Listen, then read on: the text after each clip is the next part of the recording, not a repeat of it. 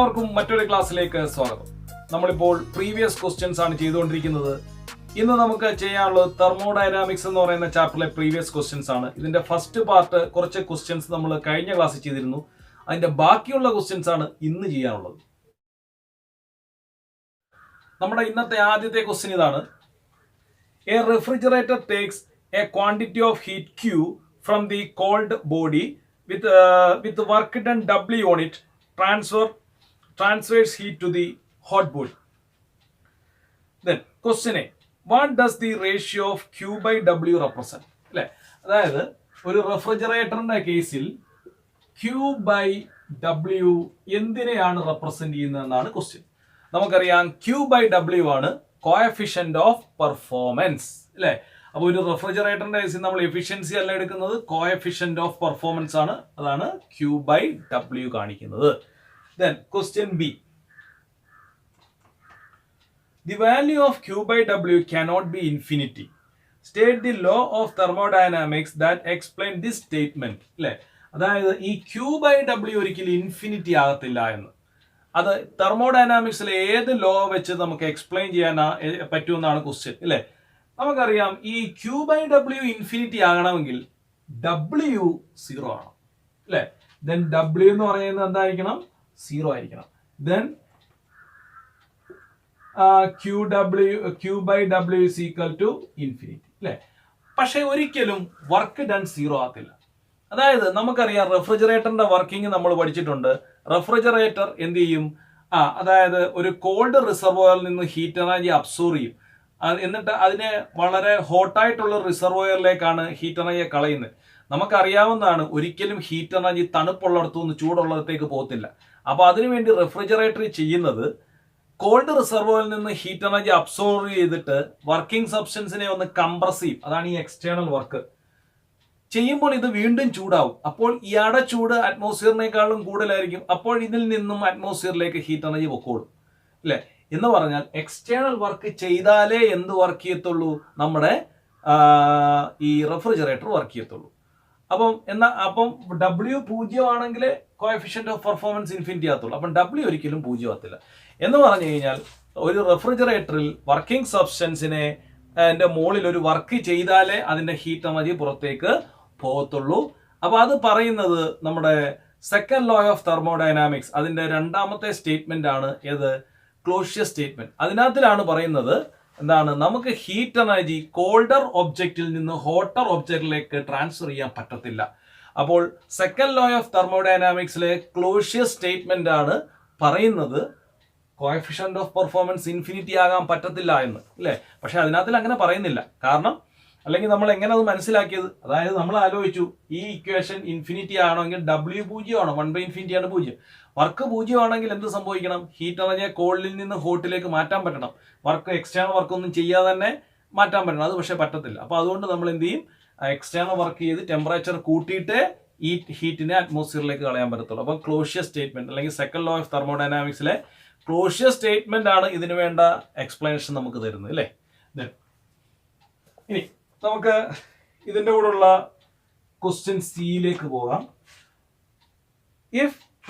It is possible to cool a room by leaving the door of the electric refrigerator open.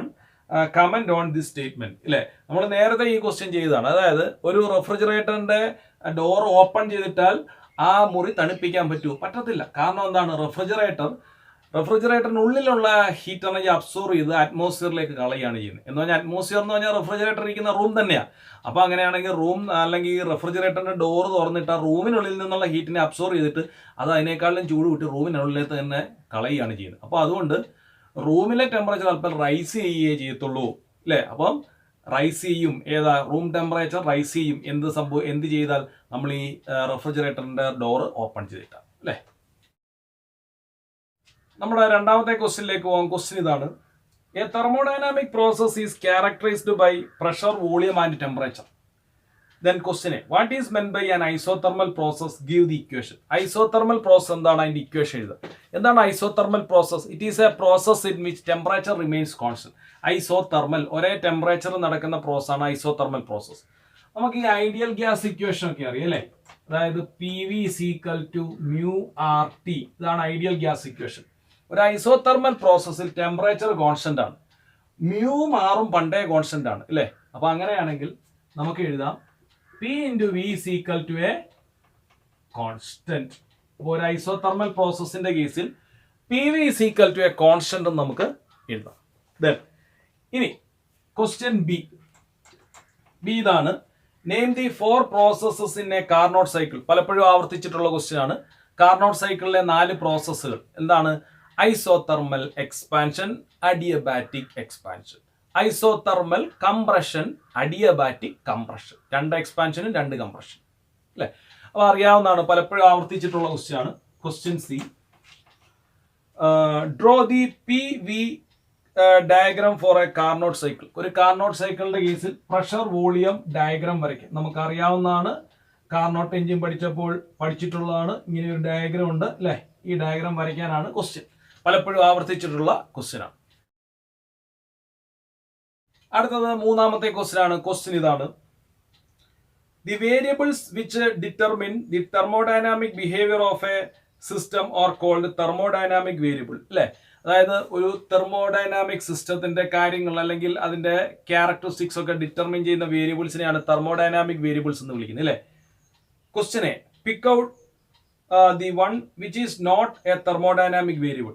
അതായത് thermodynamic variable അല്ലാത്ത ഒരാളെ കണ്ടുപിടിക്കുക. തന്നിരിക്കുന്ന ആൾക്കാര് ടെമ്പറേച്ചർ, പ്രഷർ, വർക്ക്, വോളിയം അല്ലെ? Temperature, pressure, volume ഇത് 3ഉം തെർമോഡൈനാമിക് വേരിയബിൾ ആണ്. പക്ഷേ വർക്ക് തെർമോഡൈനാമിക് വേരിയബിൾ അല്ല അല്ലെ? അപ്പൊ അതാണ് answer. Then B, what happens to the internal energy of a gas during isothermal expansion, adiabatic expansion. അതായത് ഒരു ഗ്യാസിന്റെ ഇന്റേണൽ എനർജിക്ക് എന്ത് സംഭവിക്കും ഐസോതെർമൽ എക്സ്പാൻഷൻ അല്ലെ? അതായത് ഐസോതെർമൽ പ്രോസസ് എന്ന് പറഞ്ഞാൽ ടെമ്പറേച്ചർ കോൺസ്റ്റന്റ് ആയിരിക്കും. നമുക്കറിയാം ഒരു സിസ്റ്റത്തിന്റെ അല്ലെങ്കിൽ ഒരു ഗ്യാസിന്റെ ഒക്കെ ഇന്റേണൽ എനർജി അതിന്റെ ടെമ്പറേച്ചറിനെ ഡിപ്പെൻഡ് ചെയ്യും, അല്ലെങ്കിൽ കൈനറ്റിക് എനർജിയെ ഡിപ്പെൻഡ് ചെയ്യും, അല്ലെങ്കിൽ കൈനറ്റിക് എനർജി ടെമ്പറേച്ചറിനെ ഡിപ്പെൻഡ് ചെയ്യും. ടെമ്പറേച്ചർ കോൺസ്റ്റന്റ് ആണെങ്കിൽ അപ്പോൾ ഇന്റേണൽ എനർജി മാറത്തില്ല അല്ലെ? അപ്പൊ അതുകൊണ്ട് ഐസോതെർമൽ എക്സ്പാൻഷൻ ആണെങ്കിലും കംപ്രഷനും ആണെങ്കിലും ഒക്കെ ഇന്റേണൽ എനർജി കോൺസ്റ്റന്റ് ആയി അല്ലെ? അപ്പം no change in internal energy or internal energy remains same. Then രണ്ടാമത്തേത് അഡിയബാറ്റിക് എക്സ്പാൻഷൻ. അഡിയബാറ്റിക് എക്സ്പാൻഷനിലെ ഇന്റേണൽ എനർജി എന്തായിരിക്കും? അതായത് അഡിയബാറ്റിക് പ്രോസസ് എന്ന് പറഞ്ഞാൽ വെളിയിൽ നിന്ന് ഹീറ്റ് എനർജി ഒന്നും അബ്സോർവ് ചെയ്യത്തില്ല, വെളിയിലോട്ട് ഹീറ്റ് എനർജി കുറെ കൊടുക്കത്തുമില്ല. അപ്പോൾ സ്വന്തം പോക്കറ്റിൽ ഇരിക്കുന്ന എനർജി ഉപയോഗിച്ചായിരിക്കും ഈ ഗ്യാസ് എക്സ്പാൻഡ് ചെയ്യുന്നത്. അപ്പോൾ സ്വാഭാവികമായിട്ട് നമ്മുടെ പോക്കറ്റിൽ ഇരിക്കുന്ന പൈസ ഉപയോഗിച്ച് നമ്മളൊരു കാര്യം ചെയ്ത് എന്ത് ചെയ്യും? നമ്മുടെ പോക്കറ്റ് കാലിയാവും എന്ന് പറഞ്ഞ പോലെ ഒരു ഗ്യാസ് അഡിയബാറ്റിക് എക്സ്പാൻഷൻ നടത്തുമ്പോൾ സ്വന്തം ഹീറ്റ് എനർജി ഉപയോഗിച്ച് അല്ലെങ്കിൽ സ്വന്തം ഇന്റേണൽ എനർജി ഉപയോഗിച്ചാണ് എക്സ്പാൻഡ് ചെയ്യുന്നത്. അപ്പോൾ അതുകൊണ്ട് ഇന്റേണൽ എനർജി എന്ത് ചെയ്യും? കുറയും, ഡിക്രീസസ് അല്ലെ? ഇനി അഡിയബാറ്റിക് കംപ്രഷൻ ആണെങ്കിൽ ഇന്റേണൽ എനർജി ഇതുപോലെ കൂടുകയും ചെയ്യും അല്ലെ? അപ്പം അഡിയബാറ്റിക് എക്സ്പാൻഷനിൽ ഇന്റേണൽ എനർജി കുറയും.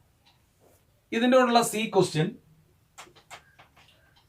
Gases have 2 specific heat capacity CP and CV. Why? അതായത് ഗ്യാസുകൾക്ക് 2 സ്പെസിഫിക് ഹീറ്റ് കപ്പാസിറ്റി ഉണ്ട്, CP ഉണ്ട്, CV ഉണ്ട്. എന്തുകൊണ്ടാണ്? അതായത് ഗ്യാസുകളെ നമുക്ക് പ്രഷർ കോൺസ്റ്റന്റ് ആക്കിയിട്ടും ചൂടാക്കാം, വോളിയം കോൺസ്റ്റന്റ് ആക്കിയിട്ടും ചൂടാക്കാം. ഇപ്പോൾ ഒരു ഗ്യാസിനെ നമ്മൾ ക്ലോസ്ഡ് ആയിട്ടുള്ള ഒരു വെസൽ വെച്ച് ചൂടാക്കുന്നു, വോളിയം കൂടത്തില്ല, പക്ഷെ പ്രഷർ കൂടിക്കൊണ്ടിരിക്കും. എന്നാൽ ഓപ്പൺ ആയിട്ടുള്ള ഒരു വെസൽ വെച്ച് ചൂടാക്കുന്നു, അപ്പം വോളിയം ചേഞ്ച് ചെയ്തുകൊണ്ടിരിക്കും, അപ്പം പക്ഷേ പ്രഷർ കോൺസ്റ്റന്റ് ആയിട്ടിരിക്കും അല്ലെ? അപ്പൊ ഇങ്ങനെ 2 രീതിയിലും ചൂടാക്കാം. അതുകൊണ്ടാണ് നമുക്ക് ഗ്യാസുകളുടെ കേസിൽ മാത്രം 2 സ്പെസിഫിക് കപ്പാസിറ്റി ഉള്ളത്, CPയും CV. CP ആണ് CVയേക്കാൾ ഏറ്റവും കൂടുതൽ. അതും എക്സാമിന് ചോദിക്കാം. CP is greater than CV. നമ്മുടെ നാലാമത്തെ ക്വസ്റ്റ്യൻ ഇതാണ്. PV diagram of a gas is shown in the figure. In this figure, AB represent isobaric process and AD represent isothermal process. Then ഒരു ഗ്രാഫ് വന്നിട്ടുണ്ട്, PV പ്രഷർ വോളിയം ഗ്രാഫ് വന്നിട്ടുണ്ട്.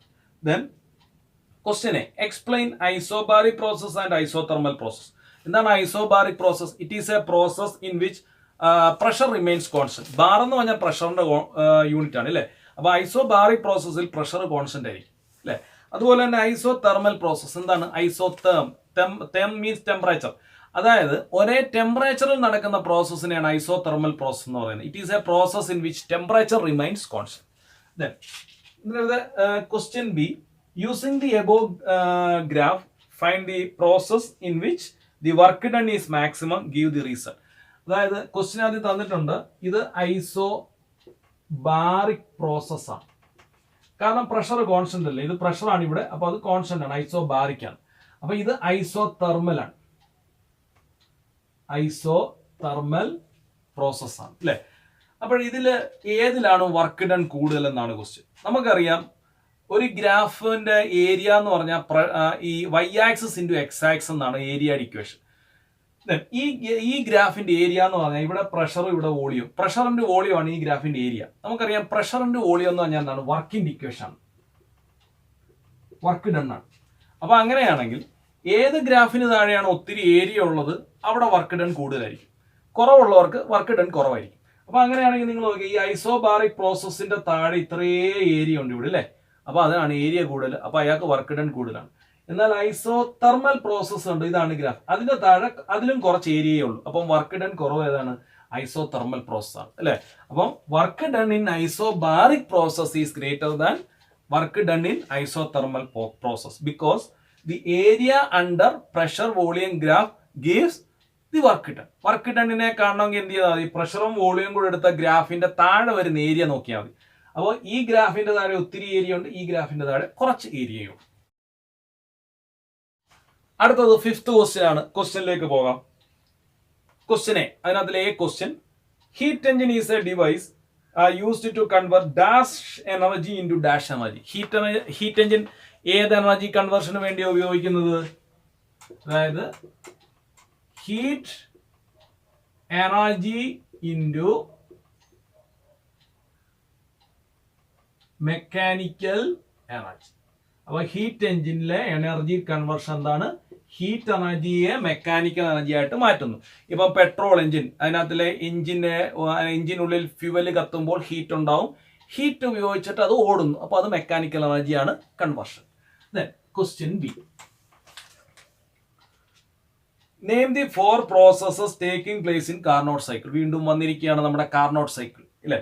Then draw indicator diagram of Carnot cycle. Carnot സൈക്കിളിന്റെ diagram വരയ്ക്കാൻ അല്ലെ. 4 process അറിയാം: isothermal expansion, adiabatic expansion, isothermal compression, adiabatic compression, പിന്നെ എന്റെ graph. മുമ്പേ ഇതേ ക്വസ്റ്റ്യൻ ചോദിച്ചാണ് അല്ലെ. അപ്പൊ അത് വിട്ടുപോകാതെ പഠിച്ചോണം, ആവർത്തിച്ച് വരികയാണ് ആ ക്വസ്റ്റ്യൻ. ദെൻ ഇതിന്റെ സി ക്വസ്റ്റ്യനിലേക്ക് പോവാം. സി ക്വസ്റ്റ്യൻ ശരിക്കും തെർമൽ പ്രോപ്പർട്ടീസ് ഓഫ് മാറ്ററുമായിട്ട് കണക്ട് ചെയ്തിട്ടുള്ളൊരു ക്വസ്റ്റ്യൻ ആണ്. അപ്പം ഇതെല്ലാം ഹീറ്റുമായിട്ടൊക്കെയുള്ള ബന്ധപ്പെട്ട ചാപ്റ്റേഴ്സ് ആയതുകൊണ്ട് ക്വസ്റ്റ്യൻ ചിലപ്പം അങ്ങോട്ടും ഇങ്ങോട്ടും ഒക്കെ മിക്സ് ചെയ്ത് ചോദിക്കും. അപ്പം ഈ ക്വസ്റ്റ്യന്റെ കൂടെ വന്നിരിക്കുന്ന ക്വസ്റ്റ്യൻ ആണ് ഞാൻ ഇനി വായിക്കുന്നത്. A hole is drilled in a copper sheet. ഒരു കോപ്പർ ഷീറ്റിൽ നമ്മളൊരു ഹോൾ ഡ്രിൽ ചെയ്തു. ഇതൊരു കോപ്പർ ഷീറ്റ്, അതിലൊരു ഹോൾ ഇങ്ങനെ ഡ്രിൽ ചെയ്ത് വെച്ചു. Then the diameter of the hole is 4.24 centimetre അല്ലെ. ഇതിന്റെ ഡയമീറ്റർ എന്ന് പറഞ്ഞാൽ 4.24 സെന്റിമീറ്റർ ആണ്. അറ്റ് 27 ഡിഗ്രി സെൽഷ്യസ്, 27 ഡിഗ്രി സെൽഷ്യസിലാണ് ഇത്രയും ഡയമീറ്റർ ഇതിന് വരുന്നത്. Then what is the change in diameter of the hole when the steel is heated to 227 degree Celsius. അതായത് ഈ ഷീറ്റിന് നമ്മൾ 227 ഡിഗ്രി സെൽഷ്യസ് ചൂടാക്കി കഴിഞ്ഞാൽ ഈ ഹോളിന്റെ ഡയമീറ്റർ എത്രയായിരിക്കും എന്നാണ് നമ്മുടെ ക്വസ്റ്റ്യൻ. 227 degree Celsius. അപ്പം coefficient of linear expansion of copper is, അതായത് കോപ്പറിന്റെ coefficient of linear expansion alpha L, അത് നമ്മുടെ ക്വസ്റ്റ്യനകത്ത് തന്നിട്ടുണ്ട്. Value 1.7 into 10⁻⁻5 per degree Celsius. Per kelvin ആയാലും ശരിയാണ് അല്ലെ. അപ്പൊ നമ്മൾ വേറെ ഒന്നും ആലോചിക്കണ്ട, നമുക്ക് കോഎഫിഷ്യന്റ് ഓഫ് ലീനിയർ എക്സ്പാൻഷന്റെ ഇക്വേഷൻ അറിയാം അല്ലെ. അതായത് alpha L is equal to delta L by L into delta. ഇതാണ് ഇക്വേഷൻ അല്ലെ. അതായത് ഞാൻ കഴിഞ്ഞ ദിവസം പറഞ്ഞാണ്, കഴിഞ്ഞ ക്ലാസ്സിൽ ഞാൻ പറഞ്ഞാണ്, കഴിഞ്ഞ വീഡിയോയിൽ പറഞ്ഞാണ്. അതായത് ഒരു ഒരു ഹോൾ ഒരു മെറ്റൽ ഷീറ്റിൽ ഉണ്ടെങ്കിൽ നമ്മൾ ആ മെറ്റൽ ഷീറ്റിനെ ചൂടാക്കിയ ഹോളിന്റെ ഡയമീറ്റർ കുറയുകയാണ് ചെയ്യുന്നത്. ഹോൾ ഇച്ചിരി, അതായത് ഹോളിന്റെ ഡയമീറ്റർ കുറയുകയാണ് ചെയ്യുന്നത്. കാരണം ഇങ്ങോട്ടും നടുക്കോട്ട് എക്സ്പാൻഡ് ചെയ്യും. അപ്പോൾ ഹോളിന്റെ ഡയമീറ്റർ കുറയുകയാണ് ചെയ്യുന്നത്. അപ്പോൾ എന്തായാലും ഡയമീറ്റർ കുറയുകയാണ് ചെയ്യുന്നത്. അപ്പോൾ നമുക്ക് കണ്ടുപിടിക്കാൻ ചോദിച്ചിരിക്കുന്ന ഇവിടെ അതായത് what is the change in diameter എന്ന് പറഞ്ഞാൽ change in diameter delta L ആയിട്ട് അങ്ങ് എടുക്കാം. അപ്പോൾ ഒറിജിനൽ ലെങ്ത് ആയിട്ട് നമുക്ക് ഇപ്പോഴത്തെ ഡയമീറ്ററിനെ അങ്ങ് എടുക്കാം. ഒറിജിനൽ ലെങ്ത് ആയിട്ട് അല്ലെ, ഇപ്പോൾ ഒരു സ്റ്റീൽ റോഡിന്റെ ലെങ്ത് കൂടിയ കേസ് തന്നെയായിട്ട് അതിന് ഇക്വലന്റ് ആയിട്ട് തന്നെ നമുക്ക് ഇതിനെ കൺസിഡർ ചെയ്യാം. അപ്പോൾ നമ്മൾ ഡയമീറ്ററിന് പകരം അതിനെ ലെങ്ത് ആക്കി അങ്ങ് എടുക്കുക. അത്രേ ഉള്ളൂ സംഭവം. അപ്പം L is equal to 4.24 into സെന്റിമീറ്ററിലല്ലേ, metre ആക്കണമെങ്കിൽ 10⁻² കൊണ്ട് മൾട്ടിപ്ലൈ ആണ്. ദെൻ ചേഞ്ച് ഇൻ ഡയമീറ്റർ ആണ് അവിടെ ചേഞ്ച് ഇൻ ലെങ്ത്. അപ്പൊ എത്ര ലെങ്ത് കുറയും അല്ലെങ്കിൽ എത്ര ഡയമീറ്റർ കുറയുമെന്ന് കണ്ടുപിടിച്ചാൽ മതി അല്ലേ. അപ്പൊ അങ്ങനെയാണെങ്കിൽ നമുക്കിവിടെ ഡെൽറ്റ എൽ ആണ് കണ്ടുപിടിക്കേണ്ടത്. ഡെൽറ്റ എൽ കണ്ടുപിടിക്കണം. ഇനി ചേഞ്ച് ഇൻ ടെമ്പറേച്ചർ ആണ് delta T. Delta T is equal to രണ്ട് ടെമ്പറേച്ചർ നമ്മളുടെ ഡിഫറൻസ് എടുത്താൽ മതി. 227 degree Celsius minus 27 degree Celsius അല്ലെ. അതായത് കെൽവിനിലാണെങ്കിലും ഡിഗ്രി സെൽഷ്യസിലാണെങ്കിലും ഒരേ ഡിവിഷൻ വെച്ചാണ് സ്കെയിൽ മാറുന്നത് അല്ലേ. അപ്പൊ കെൽവിൻ സ്കെയിലിൽ 1 കൂടിയാൽ അതിന് തുല്യമായിട്ട് ഡിഗ്രി സെൽഷ്യസ് സ്കെയിലും 1 തന്നെയാണ് കൂടുന്നത്. അതുകൊണ്ട് ഡിഫറൻസ് എടുക്കുമ്പോൾ നിങ്ങൾ യൂണിറ്റ് കൺവേർട്ട് ചെയ്യുന്നില്ലെങ്കിലും കുഴപ്പമില്ല. പക്ഷേ ഡിഗ്രി സെൽഷ്യസ് അതുപോലെ ചെയ്യുമ്പോൾ യൂണിറ്റ് കൺവേർട്ട് ചെയ്യണം. ഡിഫറൻസ് ആണെങ്കിൽ രണ്ട് ഡിഗ്രി സെൽഷ്യസിന്റെയോ കെൽവിന്റെയോ ഡിഫറൻസ് ആണെങ്കിൽ നിങ്ങൾ യൂണിറ്റ് കൺവേർട്ട് ചെയ്യാൻ പോകണ്ട. അപ്പോൾ 227 27 മൈനസ് ചെയ്താൽ 200 ഡിഗ്രി സെൽഷ്യസ് അല്ലെങ്കിൽ 200 കെൽവിൻ എന്നും വേണമെങ്കിൽ എഴുതാം. അതുകൊണ്ട് അതേ വാല്യൂ ഇട്ട് നമുക്ക് പ്രോബ്ലം ചെയ്യാം. നമുക്ക് കണ്ടുപിടിക്കേണ്ട ഈ ഡെൽറ്റ എൽ ആണ്. അപ്പൊ അങ്ങനെയാണെങ്കിൽ നമുക്കൊരു കാര്യം ചെയ്യാം. Delta L is equal to ഇതിനെ ഒന്ന് റീഅറേഞ്ച് ചെയ്താൽ ആൽഫ എൽ ഇൻറ്റു ഡെൽറ്റ എല്ല് മുകളിൽ പോയി ഡെൽറ്റ ടിയും മുകളിൽ പോയി അല്ലേ. അപ്പൊ ഇങ്ങനെ വരും. ഇത് കാൽക്കുലേറ്റ് ചെയ്ത് നമ്മുടെ ആൻസർ കിട്ടും. ആൽഫ എൽ എന്ന് പറഞ്ഞാൽ 1.7 ഇൻറ്റു 10⁻⁻5. ലെങ്തിന് പകരം നമ്മൾ ഈ ഡയമീറ്റർ കൊടുക്കുന്നു 4.24 into 10⁻² into change in temperature 200. അപ്പൊ നമുക്ക് ഇതൊന്ന് കാൽക്കുലേറ്റ് ചെയ്ത് നോക്കാം. നിങ്ങളൊന്ന് ചെയ്ത് നോക്കണം. ഞാൻ ജസ്റ്റ് ഇതിന്റെ ആൻസർ ഒന്ന് എഴുതാൻ പോവാണ്. അപ്പൊ ഇതിന്റെ ആൻസർ കിട്ടിയിരിക്കുന്നത് delta L is equal to 0.014 into 10⁻² metre into 10⁻² metre എന്നാണ്. വേണമെങ്കിൽ അതിനെ നിങ്ങൾക്ക് സെന്റിമീറ്റർ ആക്കി എഴുതാം. അതായത് അങ്ങനെയാണെങ്കിൽ മീറ്റർ എന്ന് എഴുതിയാലും മതി. 0.014 സെന്റിമീറ്റർ എന്ന് എഴുതിയാലും ശരി തന്നെയാണ് അല്ലെ. അല്ലെങ്കിൽ ഈ 10⁻² ഇട്ട് മീറ്റർ ആക്കി എഴുതിയാലും മതി. അപ്പൊ ഇതിന്റെ ആൻസർ ജസ്റ്റ് നിങ്ങളൊന്ന് ചെക്ക് ചെയ്ത് നോക്കണം അല്ലെ. വളരെ പ്രധാനപ്പെട്ട ഒരു ക്വസ്റ്റ്യൻ ആണ്. അപ്പൊ ഇതിന്റെ ഡയമീറ്റർ ഇത്രയും കുറയും. അപ്പം പുതിയ ഡയമീറ്റർ അറിയണമെങ്കിൽ ഈ പഴയ ഡയമീറ്ററിൽ നിന്ന് ഇത് കുറച്ച് നോക്കിയാൽ മതി. കാരണം ഡയമീറ്റർ കുറയുകയാണ് ചെയ്യുന്നത്. തെർമൽ എക്സ്പാൻഷൻ കാരണം ഈ മെറ്റലിന്റെ നടുക്കുള്ള ഹോള് ചെറുതാകുകയാണ് ചെയ്യുന്നത്. അപ്പം ഡയമീറ്റർ കുറയും. അപ്പം പുതിയ ഡയമീറ്റർ എങ്ങാണ് എക്സാമിന് ചോദിച്ചാൽ ഈ പഴയ ഡയമീറ്റർ മൈനസ് ഈ ചേഞ്ച് ഇൻ ഡയമീറ്റർ ചെയ്താൽ മതി. പുതിയ ഡയമീറ്റർ നമുക്ക് കണ്ടുപിടിക്കാം. അടുത്ത നമ്മുടെ 6th ക്വസ്റ്റ്യൻ ആണ്. ക്വസ്റ്റ്യനിലേക്ക് പോകാം. ക്വസ്റ്റ്യനെ what is the difference between isothermal and adiabatic process? Isothermal process എന്ന് പറഞ്ഞാൽ എന്താണ്? It is a process takes place at a constant temperature. ഒരേ ടെമ്പറേച്ചർ നടക്കുന്ന പ്രോസസ് ആണ് ഐസോതെർമൽ പ്രോസസ്. പിന്നെ എന്താണ് അഡിയബാറ്റിക് പ്രോസസ്? അഡിയബാറ്റിക് പ്രോസസ് എന്ന് പറഞ്ഞാൽ എന്താണ്? If in a process there is no transfer of heat between the system and surrounding, then the process is known as adiabatic process. ഒരു സിസ്റ്റത്തിൽ നിന്നും പുറത്തേക്കോ അല്ലെങ്കിൽ പുറത്തുനിന്ന് അകത്തേക്കോ ഹീറ്റ് ട്രാൻസ്ഫർ അല്ലെങ്കിൽ എനർജി ട്രാൻസ്ഫർ ഒന്നും ഇല്ലെങ്കിൽ അതാണ് adiabatic process. Question B, explain Carnot cycle. വീണ്ടും കാർനോട്ട് സൈക്കിൾ വന്നു അല്ലെ. മിക്കവാറും വർഷങ്ങളിൽ റിപ്പീറ്റ് ചെയ്ത് വരുന്ന ക്വസ്റ്റ്യൻ ആണ് കാർനോട്ട് സൈക്കിൾ. കാർനോട്ട് എഞ്ചിൻ പഠിക്കാതെ പരീക്ഷയ്ക്ക് അതുകൊണ്ട് പോകരുത്. Question C, write the expression for the efficiency of a Carnot engine. Carnot engine efficiency equation നമുക്കെല്ലാം അറിയാം. Efficiency eta is equal to 1 minus T2 by T1 അല്ലെ. കഴിഞ്ഞ ദിവസം പ്രോബ്ലംസ് ചെയ്തതാണ്, ഇമ്പോർട്ടന്റ് ആണ്, പ്രോബ്ലം ചെയ്യാനും ചോദിക്കും. Efficiency eta is equal to 1 minus T2 by T1. അടുത്തത് നമ്മുടെ 7th ക്വസ്റ്റ്യൻ ആണ്. 7th ക്വസ്റ്റ്യൻ ഒരു മാച്ച് ദി ഫോളോയിങ് ക്വസ്റ്റ്യൻ ആണ്. ക്വസ്റ്റ്യനിലേക്ക് പോകാം. ഫസ്റ്റ് കോളം നോക്കാം. തെർമോഡൈനാമിക്സ് പ്രോസസ്സസ് ആണ് തന്നിരിക്കുന്നത്. രണ്ടാമത്തെ കോളത്തിൽ അതിന്റെ ഫീച്ചേഴ്സും മൂന്നാമത്തെ കോളത്തിൽ അതിന്റെ വർക്ക് ഡണ്ണും. Then first column isobaric process second isothermal process, adiabatic process. Second കോളത്തിൽ temperature constant, pressure constant, volume constant, no heat exchange between the system and surrounding. Then third കോളത്തിൽ അതിൻ്റെ വർക്ക് ഡണ്ണിൻ്റെ ഇക്വേഷൻ ആണ് mu R T log V2 by V1 0 P into V2 minus V1 mu R gamma minus 1 T1 minus T2 അല്ലേ. Then ഇനി നമുക്ക് അതിൻ്റെ correct ആയിട്ടുള്ള table നോക്കാം. അപ്പോൾ തെർമോഡൈനാമിക് പ്രോസസ്സിൽ ആദ്യത്തെ ആൾ അഡിയബാറ്റിക് പ്രോസസ്സ് അല്ലേ. അഡിയബാറ്റിക് പ്രോസസ്സ് എന്താണ്? ഹീറ്റ് എക്സ്ചേഞ്ച് ഇല്ല, എനർജി എക്സ്ചേഞ്ച് ഇല്ല അല്ലേ. അപ്പോൾ feature no heat exchange between system and surrounding, work done mu R gamma minus 1 T1 minus T2. Then isothermal process, രണ്ടാമത്തെ ഐസോതെർമൽ പ്രോസസ്, അതിൻ്റെ ടെമ്പറേച്ചർ എന്തായിരിക്കും? Constant ആയിരിക്കും. Temperature constant mu R T log V2 by V1. Then മൂന്നാമത്തേത് isobaric process, pressure constant ആയിരിക്കും അല്ലേ. അപ്പോൾ feature pressure constant, work done P into V1 V2 minus V1 P into V2 minus V1. അടുത്തത് നമ്മുടെ 8th question ആണ്. ക്വസ്റ്റ്യനിലേക്ക് പോവാം. Schematic diagram of a device is given below. ഒരു ഡിവൈസിന്റെ സ്കീമാറ്റിക് ഡയഗ്രാം തന്നിട്ടുണ്ട്. ദെൻ ക്വസ്റ്റ്യനെ write the equation for the efficiency of the device അല്ലേ. നിങ്ങൾക്ക് ഡിവൈസ് കാണുമ്പോൾ തന്നെ അറിയാം എന്താണ്, അതൊരു ഹീറ്റ് എഞ്ചിൻ ആണ്. Efficiency eta is equal to 1 minus T2 by T1. ഇതാണ് എഫിഷ്യൻസിയുടെ equation. Then question B right the name of 4 processors in the working cycle of the device. ഈ ഡിവൈസിന്റെ വർക്കിംഗ് സൈക്കിളിലെ 4 പ്രോസസ്സ് ഏതൊക്കെയാണ് ഇല്ലേ. കാർനോട്ട് എഞ്ചിന്റെ വർക്കിങ്ങിലെ പോലെ തന്നെ എഴുതിയാൽ മതി. Isothermal expansion, adiabatic expansion, isothermal compression, adiabatic compression, 4 process ചെയ്തു. ദെൻ ഇനി ക്വസ്റ്റ്യൻ സി,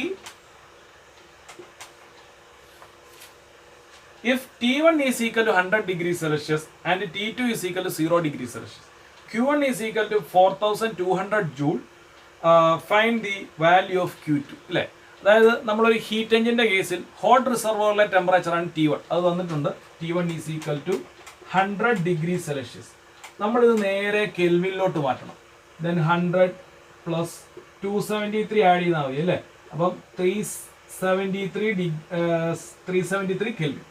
ദെൻ T2 എന്ന് പറഞ്ഞു കഴിഞ്ഞാൽ കോൾഡ് റിസർവോറിലെ ടെമ്പറേച്ചർ ആണ്. അത് വന്നിരിക്കുന്നത് 0 ഡിഗ്രി സെൽഷ്യസ് എന്നാണ്. Then 0 degree Celsius. അപ്പം 0 പ്ലസ് 273 കെൽവിൻ തന്നെ കിട്ടും. ഇനി അപ്പോൾ ഹീറ്റ് എഞ്ചിൻ അബ്സോർവ് ചെയ്യുന്ന ഹീറ്റ് എനർജി അതാണ് Q1, സോഴ്സ് സിങ്കിലേക്ക് കളയുന്നതാണ് Q2. അപ്പം Q1 എന്ന് പറയുന്ന ഹീറ്റ് എനർജി തന്നിട്ടുണ്ട് 4200 ജൂൾ. അപ്പം Q1 is equal to 4200 joule അല്ലേ. അങ്ങനെയാണെങ്കിൽ എത്ര ഹീറ്റ് എനർജി ഇത് സിങ്കിലേക്ക് കളയും? Q2 അല്ലെങ്കിൽ കോൾഡ് റിസർവോയറിലേക്ക് കളയും. Q2 ആണ് നമുക്ക് കണ്ടുപിടിക്കുന്നത് അല്ലേ. നമുക്ക് ഹീറ്റ് എഞ്ചിന്റെ എഫിഷ്യൻസി, ഇപ്പം കാർനോട്ട് എഞ്ചിന്റെ കേസിലൊക്കെ എഫിഷ്യൻസി നമ്മൾ eta is equal to 1 minus T2 by T1 എന്ന് എഴുതും. അതുപോലെ ഹീറ്റ് എഞ്ചിന്റെ എഫിഷ്യൻസിക്ക് മറ്റൊരു ഇക്വേഷൻ ഉണ്ട്, eta is equal to 1 minus Q2 by Q1. ഇങ്ങനെ ഒരു ഇക്വേഷൻ നമ്മുടെ കയ്യിലുണ്ട്. അപ്പം രണ്ട് എഫിഷ്യൻസിയുടെ ഇക്വേഷൻ, രണ്ടിന്റെ ലെഫ്റ്റ് സൈഡ് സെയിം അല്ലേ, അപ്പോൾ റൈറ്റ് സൈഡ് സെയിം ആയിരിക്കും അല്ലേ. അപ്പം ഇതിന്റെ right side 1 minus Q2 by Q1.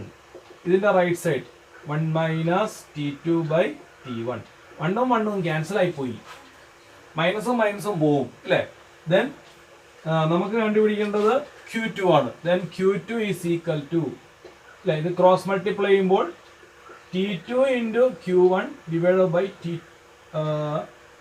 ഇവിടെ T1 ആണ്, ഡിവൈഡ് ബൈ T1 ആണ് അല്ലേ. ഇവിടെ T1 അല്ലേ. Then T2 into Q1 divide by T1. Then T2 എന്ന് പറയുന്നത് എത്രയാണ്? 273 ഇൻറ്റു Q1 എന്ന് പറയുന്നത് 4200 ഡിവൈഡ് ബൈ T1 എന്ന് പറയുന്നത് 373. Then Q2 is equal to, ഇത് നിങ്ങളൊന്ന് കാൽക്കുലേറ്റ് ചെയ്ത് നോക്കണം. ഞാൻ ഇതിൻ്റെ ജസ്റ്റ് ആൻസർ എഴുതുകയാണ്, ചെക്ക് ചെയ്തോണം. 3075 അല്ലേ. ഹീറ്റ് എനർജി അല്ലേ, അപ്പോൾ ഹീറ്റ് എനർജിയുടെ യൂണിറ്റ് ജൂളാണ്. എല്ലാ എനർജിയുടെ യൂണിറ്റ് ജൂളാണ് അല്ലേ. അപ്പോൾ ഇത്ര ഹീറ്റ് എനർജിയാണ് ഇയാൾ സിങ്കിലേക്ക് കളയുന്നത് അല്ലേ. അതായത് 4200 ജൂൾ ഹീറ്റ് എനർജി അബ്സോർവ് ചെയ്യും അല്ലേ. ബാക്കി 3075 ജൂൾ ഹീറ്റ് എനർജി കളയും. അപ്പോൾ ഇത് തമ്മിൽ മൈനസ് ചെയ്താൽ എത്ര കിട്ടുമോ അത്രയും വർക്കായിരിക്കും ഇയാൾ ചെയ്തത് അല്ലേ. വളരെ കുറച്ച് വർക്ക് മാത്രമേ ഇയാൾ ചെയ്തിട്ടുള്ളൂ. അത്രയും ഹീറ്റ് എനർജി വർക്കാക്കി മാറ്റി അല്ലേ. അടുത്തത് 9th ക്വസ്റ്റ്യൻ ആണ്. ക്വസ്റ്റ്യൻ ഇതാണ്: A steam engine delivers 5.4 into 10⁸ joule of work per minute and services 3.6 into 10⁶ joule of heat per minute from its boiler. What is the efficiency of the engine? How much heat is wasted per minute? അല്ലേ, അതായത് ഒരു boiler അല്ലേ, അതായത് ഒരു steam engine ഒരു boiler കാണും. ഈ ബോയിലറിൽ നിന്നും ഹീറ്റ് എനർജി അല്ലെങ്കിൽ ബോയിലറിൽ ഇരിക്കുന്ന വാട്ടർ ബോയിലാവും. ബോയിലായിട്ട് എന്ത് ചെയ്യും, സ്റ്റീം ഉണ്ടാവും. ഈ സ്റ്റീം ഉപയോഗിച്ച് ടർബൈൻസ് ഒക്കെ കറക്കിയാണ്, അല്ലെങ്കിൽ വീലുകൾ, ഫ്ലൈ വീലുകൾ കറക്കിയാണ് സ്റ്റീം എഞ്ചിൻ വർക്ക് ചെയ്യുന്നത് അല്ലേ.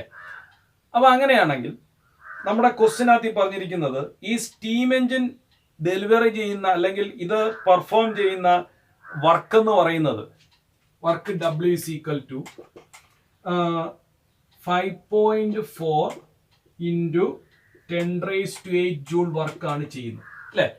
അപ്പൊ അതിനുവേണ്ടി ഇയാൾ ബോയിലറിൽ നിന്നും അബ്സോർവ് ചെയ്യുന്ന ഹീറ്റ് എനർജി, ഒരു മിനിറ്റിലെ കേസാണ്, ഒരു മിനിറ്റിൽ അബ്സോർവ് ചെയ്യുന്ന ഹീറ്റ് എനർജി ഞാൻ അതിനെ Q1 എന്ന് വിളിക്കുന്നു അല്ലെ. Q1 എന്ന് പറയുന്ന ഹീറ്റ് എനർജിയാണ് നമ്മൾ അബ്സോർവ് ചെയ്യുന്നത്, അല്ലെങ്കിൽ ഒരു എഞ്ചിൻ വർക്ക് ചെയ്യാൻ വേണ്ടി അബ്സോർവ് ചെയ്യുന്ന ഹീറ്റ് എനർജിയാണ് Q1, കളയുന്നതാണ് Q2 അല്ലെ. അപ്പൊ അത് ചെയ്യുന്ന വർക്കാണ് W. അപ്പൊ Q1 എന്ന് പറയുന്നത് 3.6 into 10⁹ ജൂൾ ഹീറ്റ് എനർജിയാണ് ഇയാൾ ഇത് വർക്ക് ചെയ്യാൻ വേണ്ടി എന്ത് ചെയ്യുന്നത്, അബ്സോർവ് ചെയ്യുന്നത് അല്ലെ. അപ്പൊ അങ്ങനെയാണെങ്കിൽ ഇതിന്റെ എഫിഷ്യൻസി ആദ്യം കണ്ടുപിടിക്കാനാണ് ക്വസ്റ്റ്യൻ അല്ലെ. നമുക്കറിയാം എഫിഷ്യൻസി എന്ന് പറഞ്ഞാൽ എന്താണ്, ഔട്ട്പുട്ട് വർക്ക് അല്ലെങ്കിൽ വർക്ക് ബൈ ഇൻപുട്ട് എനർജി. നമുക്കൊരു എഞ്ചിനിൽ നിന്ന് എത്ര വർക്ക് കിട്ടി, അതിനുവേണ്ടി എത്ര എനർജി നമ്മൾ കൊടുത്തു, ഇത് തമ്മിൽ ഡിവൈഡ് ചെയ്യുമ്പോഴാണ് എന്ത് കിട്ടുന്നത്, എഫിഷ്യൻസി കിട്ടുന്നത്. അപ്പം W/Q1 ഇതാണ് എഫിഷ്യൻസി അല്ലെ. ദെൻ W എന്ന് പറഞ്ഞാൽ 5.4 into 10⁸ ഡിവൈഡ് ബൈ Q1 എന്ന് പറയുന്നത് 3.6 into 10⁹ വരും അല്ലെ. ഈ 10⁸ 10⁹ തമ്മിൽ ക്യാൻസൽ ആവും അല്ലെ. അപ്പം താഴെ ഒരു 10 വരും. അപ്പം 5.4 ഡിവൈഡ് ബൈ 36 3.6 into 10⁻1 എന്ന് വരും. അപ്പം 3.6 into 10⁻1 എന്ന് പറഞ്ഞാൽ എത്രയാണ്, 36 ആണ് അല്ലെ. അപ്പോൾ 5.4 by 36 ഇത് ചെയ്താൽ നമ്മുടെ ആൻസർ കിട്ടും അല്ലെ, 0.15 അല്ലെ. ഇതാണ് ഇതിന്റെ എഫിഷ്യൻസി. നിങ്ങളൊന്ന് ചെയ്ത് നോക്കണം. 0.15 ആണ് ഇതിന്റെ എഫിഷ്യൻസി, ചെയ്ത് നോക്കണം.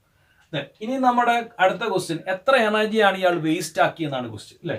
അപ്പം ഒരു ഹീറ്റ് എഞ്ചിൻ വർക്ക് ചെയ്യുമ്പോൾ അല്ലെ എങ്ങനെയാണ് അത് വർക്കാക്കി മാറ്റുന്നത്, അതായത് കൊടുത്ത എനർജിയും കളഞ്ഞ എനർജിയും കൂടെ മൈനസ് ചെയ്താൽ നമുക്ക് വർക്ക് ഡൺ കിട്ടും. അപ്പം കൊടുത്ത ഹീറ്റ് എനർജി Q1, കളഞ്ഞത് Q2 അല്ലെ. ഇത് തമ്മിൽ മൈനസ് ചെയ്താൽ നമുക്ക് വർക്ക് കിട്ടും. ഇനി നമുക്ക് എന്താണ് ഇവിടെ കണ്ടുപിടിക്കേണ്ടത്, Q2 എത്ര ഹീറ്റ് എനർജി ഇയാൾ കളഞ്ഞു എന്നാണ് കിട്ടുന്നത് അല്ലെ. അപ്പൊ അങ്ങനെയാണെങ്കിൽ Q2 is equal to ഈ മൈനസ് Q2 ഇപ്പുറത്ത് വരുമ്പോൾ പ്ലസ് Q2 ആവും. ഈ W റൈറ്റ് സൈഡിൽ പോട്ടെ. ദെൻ Q1 മൈനസ് W അല്ലെ.